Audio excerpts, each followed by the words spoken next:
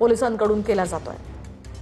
दरम्यान विषारी दारू प्रकरणातील मुख्य आरोपी कर्नल सिंग विरखा याला अटक करण्यात आलेली आहे। सध्याची महत्त्वाची आणि मोठी बातमी, विषारी दारू प्रकरणातील जो मुख्य आरोपी आहे कर्नल सिंग विरखा याला सुद्धा आता अटक करण्यात आलेली आहे। याआधी योगेश वानखेडेला अटक करण्यात आलेली होती। यासह 8 आरोपी एकूण आतापर्यंत अटकेत आहेत आणि आता हा मुख्य आरोपी जो आहे त्याला सुद्धा अटक करण्यात आलेली आहे। पिंपरी चिंचवड पोलीस आयुक्तांनी ही माहिती दिली आहे। विषारी दारू प्रकरणातील हा मुख्य आरोपी कर्नल सिंग विरखा सध्या अटकेत आहे।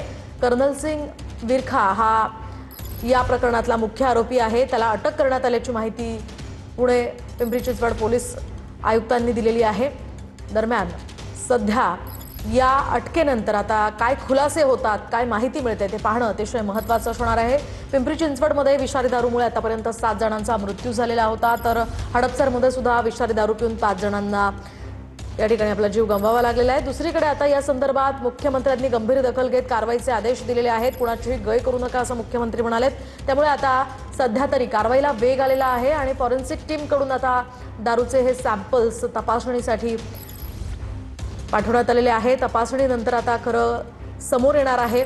मात्र सध्या आपण पाहतोय मुख्य आरोपी कर्नल सिंग विरखा याला अटक करण्यात आल्याची माहिती पिंपरी चिंचवड पोलीस आयुक्तांनी दिलेली आहे।